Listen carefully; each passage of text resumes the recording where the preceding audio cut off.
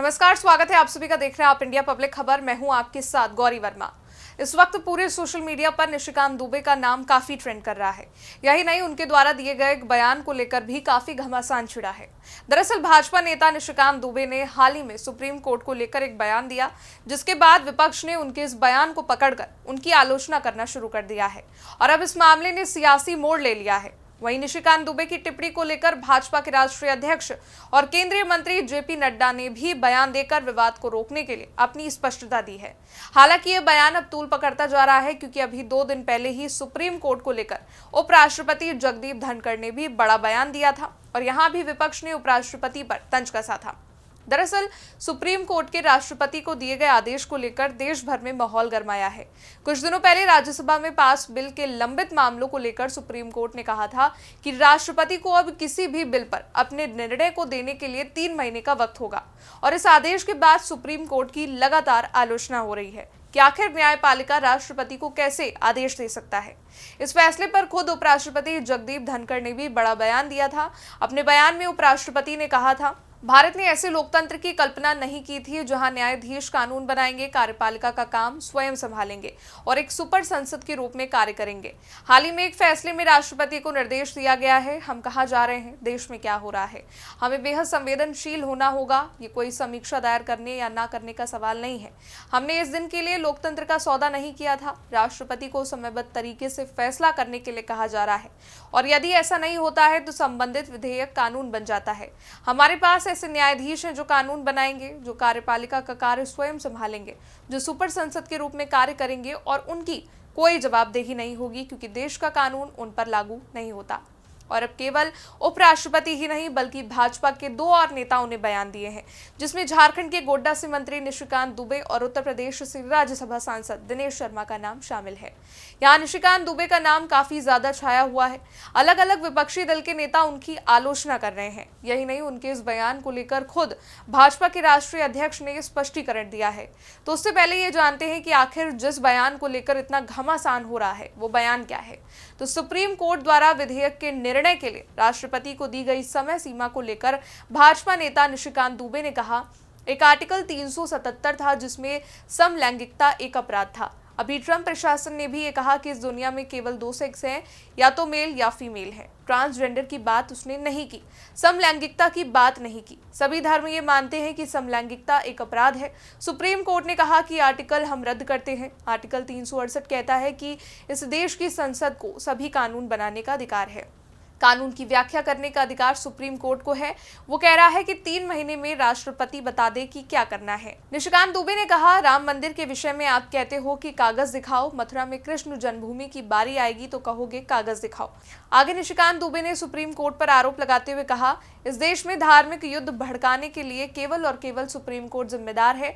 Supreme court अपनी सीमा से बाहर जा रहा है। सुप्रीम कोर्ट की सीमा यह है कि भारत के संविधान ने जिस कानून को बनाया उस कानून की उसको व्याख्या करनी है और अगर हर चीज के लिए सुप्रीम कोर्ट जाना है तो इस संसद और विधानसभा का कोई मतलब नहीं है, इसे बंद कर देना चाहिए। निशिकांत दुबे ने कहा, इस देश में जितने भी संवेदनशील मुद्दों को लेकर विवाद हो रहे हैं उसके लिए जिम्मेदार सिर्फ chief justice of India Sanjeev Khanna है। यही नहीं, उनके अलावा उत्तर प्रदेश से राज्यसभा सांसद दिनेश शर्मा ने भी सुप्रीम कोर्ट की इस टिप्पणी को लेकर बयान दिया है। उन्होंने कहा, जब बाबा साहेब आम्बेडकर ने संविधान बनाया था तो उसमें उन्होंने विधायिका और न्यायपालिका के अधिकारों का स्पष्ट रूप से वर्णन किया है। भारत के संविधान के मुताबिक कोई भी लोकसभा और राज्यसभा को निर्देशित नहीं कर सकता है और कोई भी राष्ट्रपति को चुनौती नहीं दे सकता है, क्योंकि राष्ट्रपति सर्वोच्च है। और अब भाजपा नेताओं के द्वारा दिए गए इस बयान को लेकर विपक्ष ने अपना मोर्चा खोल दिया है। लगातार विपक्षी पार्टियां निशिकांत दुबे के इस बयान को लेकर भाजपा सरकार को घेरने की कोशिश में है। हालांकि निशिकांत दुबे के बयान से गरमाई सियासत के बाद अब केंद्रीय मंत्री और भाजपा के राष्ट्रीय अध्यक्ष जेपी नड्डा ने पूरा स्पष्टीकरण दिया। जेपी नड्डा ने एक्स पर पोस्ट करते हुए लिखा, भाजपा सांसद निशिकांत दुबे और दिनेश शर्मा का न्यायपालिका और देश के चीफ जस्टिस पर दिए गए बयान से भारतीय जनता पार्टी का कोई लेना देना नहीं है। ये इनका व्यक्तिगत बयान है, लेकिन भाजपा ऐसे बयानों से ना तो कोई इत्तेफाक रखती है और ना ही कभी भी ऐसे बयानों का समर्थन करती है। भाजपा इन बयानों को सिरे से खारिज करती है। भारतीय जनता पार्टी ने सदैव ही न्यायपालिका का सम्मान किया है, उनके आदेशों और सुझावों को सहर्ष स्वीकार किया है, क्योंकि एक पार्टी के नाते हमारा मानना है कि सर्वोच्च न्यायालय सहित देश की सभी अदालतें हमारा लोकतंत्र का अभिन्न अंग हैं तथा संविधान के संरक्षण का मजबूत आधार स्तंभ है। मैंने इन दोनों को और सभी को ऐसे बयान न देने के लिए निर्देशित किया है। तो वहीं देखा जाए, निशिकांत के बयान को लेकर विपक्षी पार्टियां हमलावर हैं और तमाम तरह के बयान दे रही हैं। इस मामले में एआईएमआईएम नेता असदुद्दीन ओवैसी ने कहा कि तुम लोग ट्यूबलाइट हो, इस तरह से अदालत को धमका रहे हैं। भाजपा धोखाधड़ी कर रही है और धार्मिक युद्ध की धमकी दे रही है। आप लोग सत्ता में हैं और आप इतने कट्टरपंथी हो गए हैं कि आप धार्मिक युद्ध की अदालत को धमकी दे रहे हैं। असदुद्दीन ओवैसी ने कहा, मोदी जी, अगर आप इन लोगों को नहीं रोकोगे तो देश कमजोर हो जाएगा, देश आपको माफ नहीं करेगा और कल आप सत्ता में नहीं रहेंगे। यही नहीं, असदुद्दीन ओवैसी के अलावा कांग्रेस और आम आदमी पार्टी के भी तमाम नेता निशिकांत दुबे को लेकर बयान दे रहे हैं। कांग्रेस सांसद जयराम रमेश ने भी बयान दिया और कहा, जानबूझकर सुप्रीम कोर्ट को निशाना बनाया जा रहा है क्योंकि इलेक्टोरल बॉन्ड जैसे कई मुद्दों पर सुप्रीम कोर्ट ने कहा कि सरकार ने जो किया वो असंवैधानिक है। इसके अलावा कांग्रेस नेता सलमान खुर्शीद ने कहा, अगर कोई सांसद सुप्रीम कोर्ट या किसी भी अदालत पर सवाल उठाता है तो वो बहुत दुख की बात है। हमारी न्याय व्यवस्था में अंतिम फैसला सरकार का नहीं, सुप्रीम कोर्ट का होता है। अगर कोई ये बात नहीं समझता है तो ये बेहद दुख की बात है। यही नहीं, इस मामले में आप प्रवक्ता प्रियंका कक्कड़ ने भी बयान दिया है। उन्होंने कहा, उन्होंने बहुत घटिया बयान दिया है। मुझे उम्मीद है कि कल ही सुप्रीम कोर्ट भाजपा सांसद निशिकांत दुबे के खिलाफ स्वतः संज्ञान लेकर अवमानना की कार्रवाई शुरू करेगा और उन्हें जेल भेजेगा।